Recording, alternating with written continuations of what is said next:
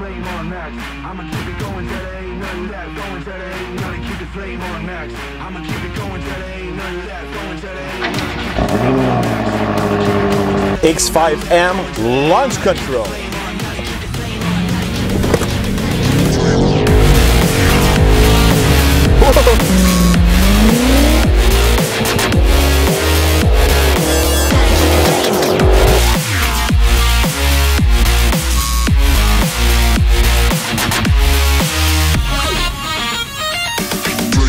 This week I'm testing the brand new 2021 BMW X5M Competition, the ultra performance version of the X5.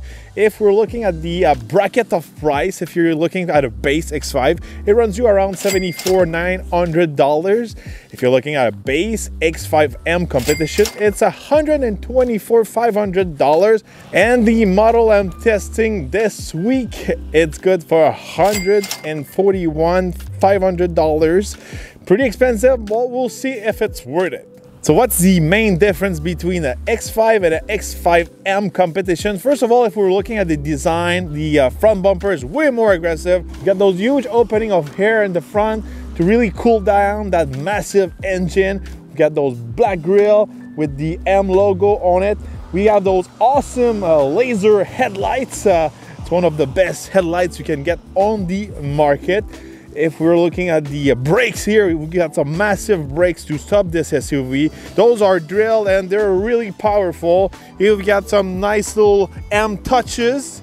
Here we have the iconic M mirrors wrapped in carbon fiber. These are optional, but it looks really good. If we step in the back of the X5M Competition, we can notice again with the logo, it's an M Competition. These logos are really, really important for BMW owner. And last but not least, we've got this high performance exhaust from the M department to increase the sound and the horsepower of your X5M.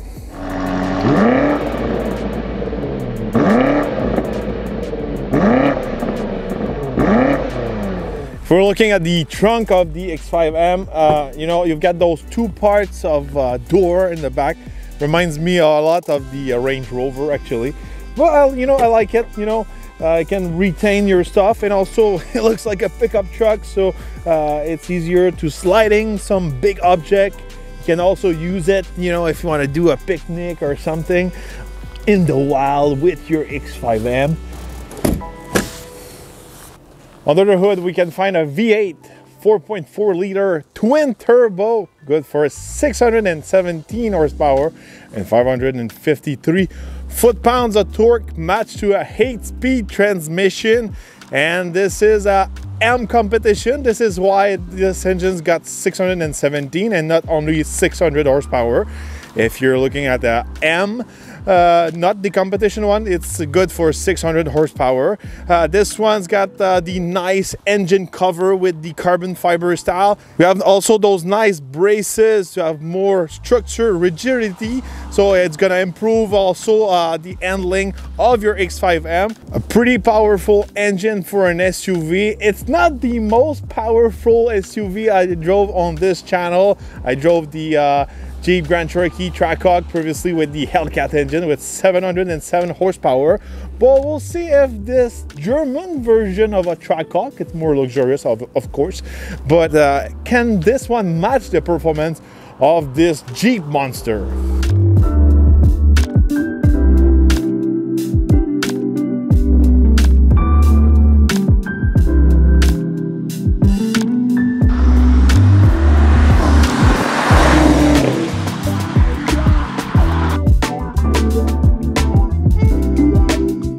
Behind the wheel of the BMW X5M Competition, this SUV is truly one of the high performance in the SUV segment.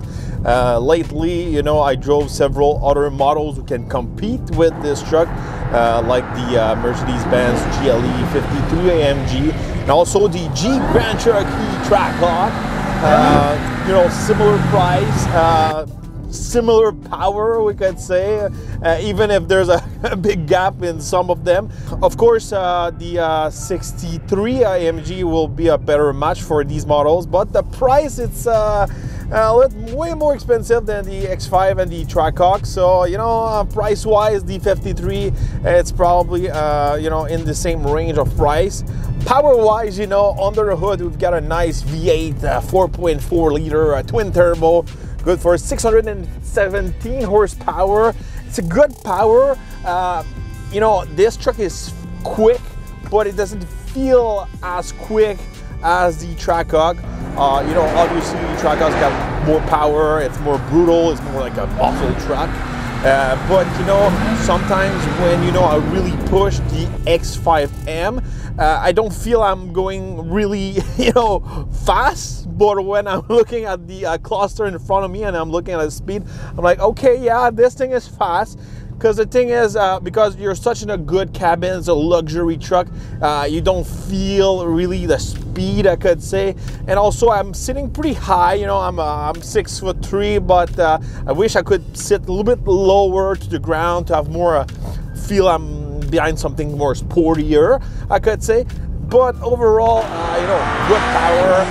The sound is a little bit more aggressive than the other X5, I could say, but again, I wish it would be even louder than this. You know, the TORQ was way louder. Even the Mercedes-Benz, we had some popping in the exhaust. Handling wise, I'm pretty close to my handling curve. I test all my vehicles. Lately, this curve is is pretty sketchy lately, but you know, overall, let's do this curve.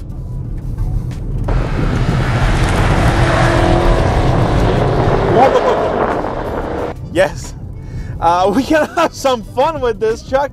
As you can see, right now I had like everything turned off. I was really in track mode. In my spatial mode I had on the X5M. Handling wise, this thing is fantastic. It's really sharp, you know, the steering wheel, the feedback, when you really push it down the curve, all the all-wheel drive reacts, you know, to really push it down the curve. This thing is a BMW, of course, but it's my favorite. But one thing about this truck, it's not as comfortable on the road compared to the Mercedes-Benz or the Jeep TORQ. The ride is kind of harsh, you know, especially here in Canada. The roads are not, you know, kind with harder suspension. This one doesn't have the air suspension like the other models you can get, or the AMG model. So that's one thing, you know, ride-wise, comfort-wise, luxury-wise. The ride is really competition, I could say. For a long road trip, the X5M wouldn't be my first choice, I could say. It was way more comfortable in the Mercedes-Benz. Even in the TORQ, it was more comfortable. And one thing I think it's one of the flaws I could say about this, it doesn't really affect the handling, but I wish, you know, the X5M had like wider tires or wider stance, just like the TORQ or the AMG model. I think with wider tires, with more chunkier tires also, it will be more comfortable on the road and even better in the curves. So I wish we had like a wide X5M super competition. Acceleration wise, this X5M is pretty quick off the line. You can do a 0 to 100 kilometers in about 3.8 seconds. It's pretty quick. It's not as quick as the TORQ. It's not as aggressive. You know, the system on the TORQ is really made for a really harsh launch. This thing is a little bit more luxury, more smooth, you know. I don't think this system on this BMW can really get the abuse just like the one on the TORQ. But for someone, you know, who wants similar power, close to the power of the TORQ, but still, you know, having a great exterior, a nice interior and all that. Of course, the BMW, it's way better inside and also outside. I like this color. I like the shape of these new X5, and you know, they're more aggressive, especially the M model. Interior wise, you've got a really nice red interior. You got those seats, you feel more like a race car. Again, I sit pretty high, but it's not a big deal. You got some nice material and all that, nice carbon fiber. Steering wheel is pretty cool. It's not as cool as the AMG one, and you cannot adjust a lot of things like on the AMG, and it doesn't feel like a spatial sport car steering wheel just like the one you find in the GLE. But again, everything's, you know, it's at the right place, it's easy to use.